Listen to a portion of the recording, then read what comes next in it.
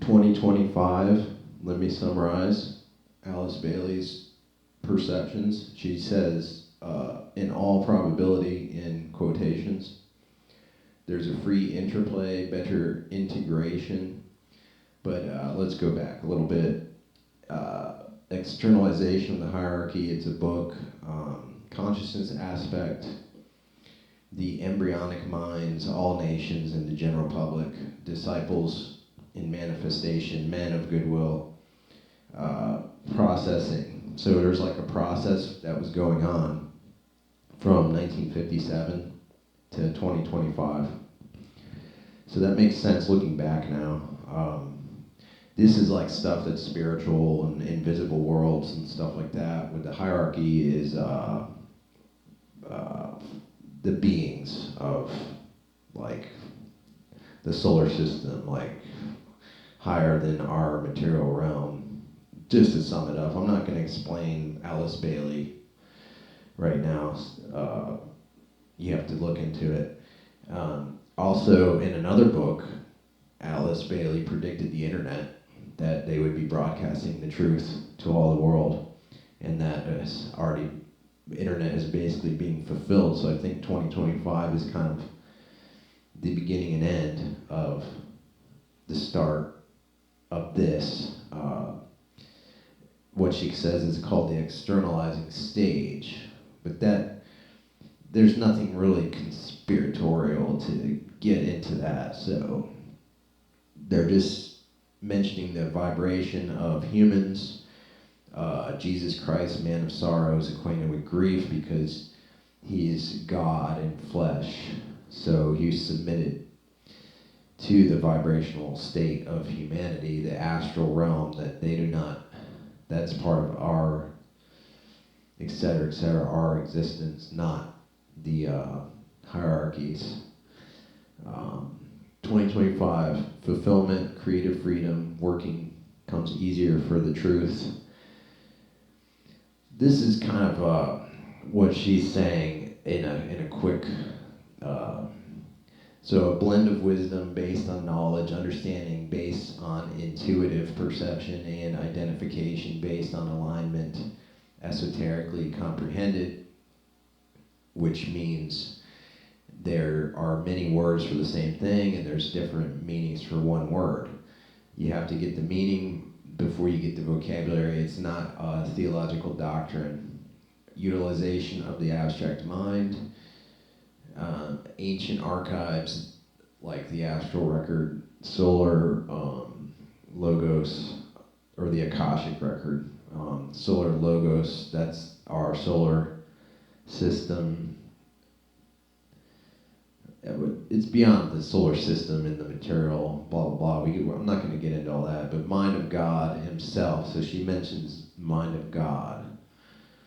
So that it's a broader meaning of that than just like a theological doctrine of, fundamentalists and stuff, because they think it's evil, but some of them were evil. I'm going to tell you, but there's synonyms for power, momentum, and action. So 2025, because she mentions 2025 in all probability, so it's not like a prophecy or anything. 2025, I think, is kind of the beginning of a new era, cycle of great activity. So it was active from 57 to 25. Now things are going to change. Sure, the dark side is going to use it, but it's not going to fulfill them. Now let me just put a couple of my 2 cents in, because I know Alice Bailey's vilified online because she worked with the United Nations. The United Nations did at some point have the good people working there. And Alice Bailey was involved with that.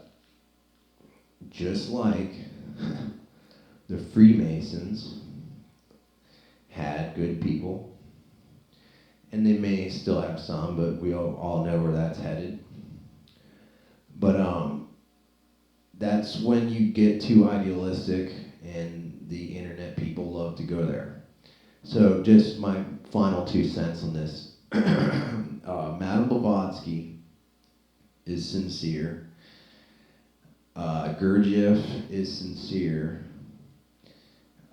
Parts of Crowley is sincere. A lot of his stuff has been vilified for no reason.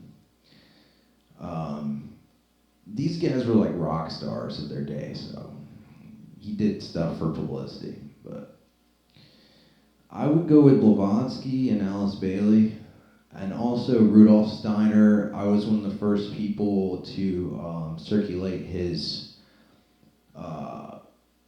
jabbed prophecy thing. But Steiner's pretty good. He has some misconceptions in his stuff, but Steiner, Alice Bailey, Blavatsky, Gurdjieff. I have to promote some of Crowley because he's dead on a lot of stuff. So, but really I focus mostly on Blavatsky. The stuff after her is bad, I think, in my opinion. Annie Besant and Leadbetter are part of the bad side of occultism. So, there's just other ones, but people have to generalize it for their promotional vilification of stuff instead of reasonably, et cetera, going through it and understanding not all of them are bad.